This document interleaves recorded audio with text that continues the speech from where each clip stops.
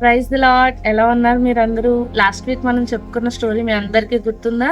మనం ఎవరి కోసం చెప్పుకున్నాం? చిన్న బాబు నదిలో దొరికాడు, మోషే అనే అబ్బాయి అని ఆ స్టోరీ చెప్పుకున్నాం కదా.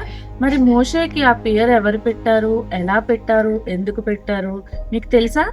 మోషేకి ఆ పేరు ఎవరు పెట్టారంటే, మరి ఫరో కూతురికి ఆ బిడ్డ దొరికాడు కదా, ఆమె ఏమన్నదంటే, ఈ బిడ్డ నాకు నదిలోంచి దొరికాడు కాబట్టి దీనికి మోషే అనే పేరు పెడతాను అని చెప్పి తనకు ఆ పేరు పెట్టిందంట. అయితే మోషే తన తల్లి చేతుల మీదుగానే పెద్దవాడయ్యాడు, పెరిగాడు, తిరిగి మళ్ళీ ఎక్కడికి చేరుకున్నాడు?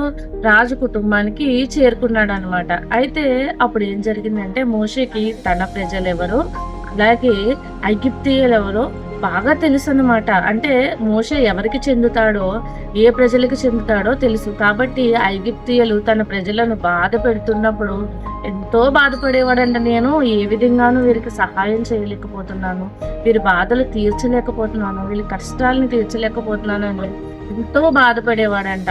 ఆయన ఏమి చేయలేకపోయేవాడంట. అయితే ఒక రోజు ఏమైందంటే, మరి అప్పుడప్పుడు మోషే వెళ్ళి తన వారిని కలుసుకొని వస్తూ ఉండేవాడు. వారితో మాట్లాడుతూ వారి క్షేమ సమాచారాలు కనుక్కొని వచ్చేవాడనమాట. ఒక రోజు ఏమైందంటే, ఒక ఐగుప్తీయుడు మరి తన ప్రజలని కొట్టడము, హింసించడము చూశాడంట. చాలా కోపం వచ్చి తను ఏం చేశాడంటే, ఆ ఐగుప్తీయుడిని చంపేశాడంట. చంపేసి ఎవ్వరూ చూడకుండా ఇసుకలో కప్పెట్టేశాడంట. అయితే తను ఏమనుకున్నాడంటే, అప్పుడు ఈ విషయం ఎవ్వరికీ తెలియదు, మనము సేఫ్ అయిపోయినట్టే, ఎవరు చూడలేదు కాబట్టి అనుకున్నాడంట.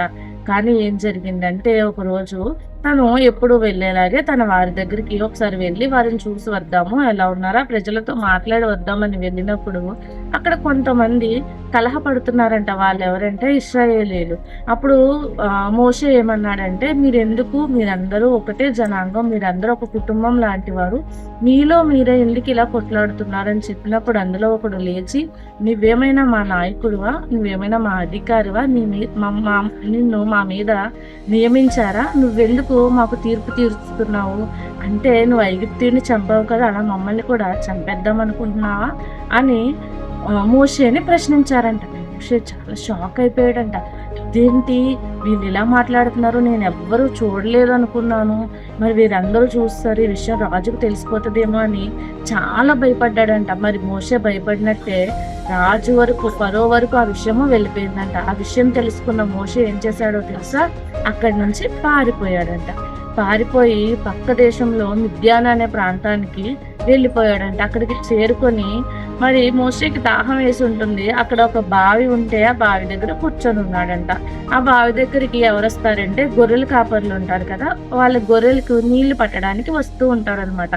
అయితే ఆ ఊరిలో ఇత్రో అనే ఒక వ్యక్తి ఉండేవాడు అనమాట. ఆ వ్యక్తికి 7 కుమార్తెలు.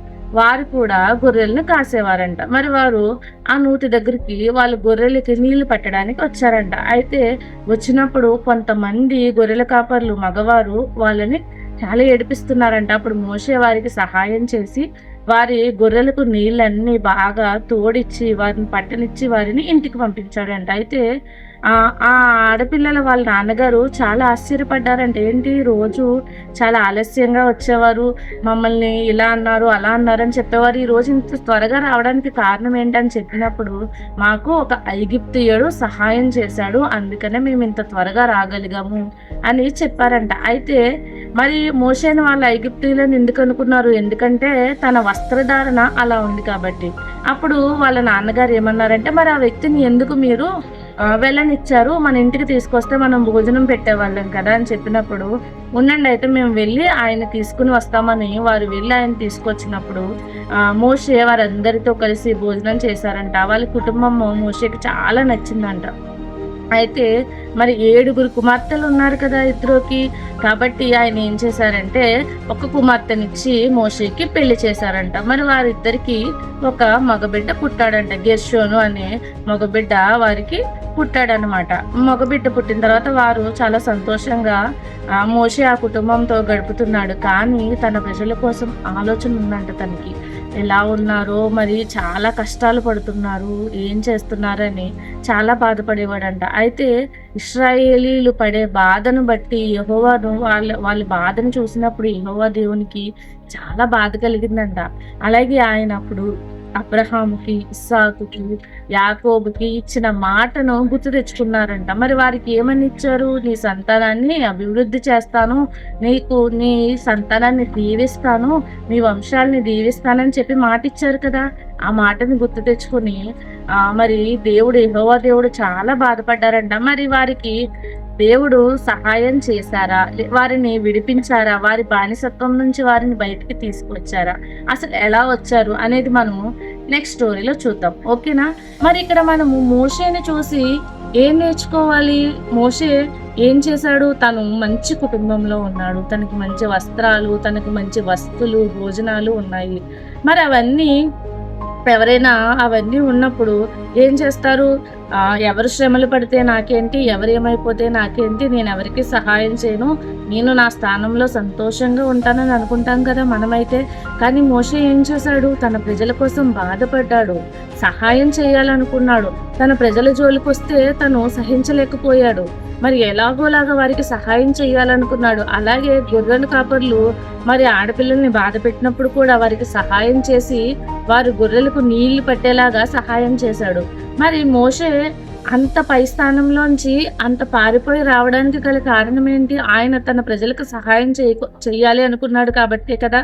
మోషే తన స్థానాన్ని విడిచిపెట్టి ఎలా అయితే సహాయం చేశాడో, మరి మనం కూడా ఎవరైనా బాధలో ఉన్నప్పుడు, కష్టంలో ఉన్నప్పుడు మనకి తోచినంత మనము కష్టాలు పడి చేయవసరం లేదు. మనము ఎంతైతే చేయగలమో అంతా సహాయపడితే దేవుడు మనల్ని బట్టి కూడా ఎంతో సంతోషిస్తాడనమాట. కాబట్టి మనము మోషే నుంచి ఏం నేర్చుకోవాలి? సహాయం చేసే గుణాన్ని నేర్చుకోవాలన్నమాట. ఓకేనా? మరి స్టోరీస్ అన్నీ మీకు నచ్చితే మీ ఫ్రెండ్స్కి కూడా షేర్ చేయండి, లైక్ చేయండి, కామెంట్ చేయండి, సబ్స్క్రైబ్ చేయండి. Praise the lord.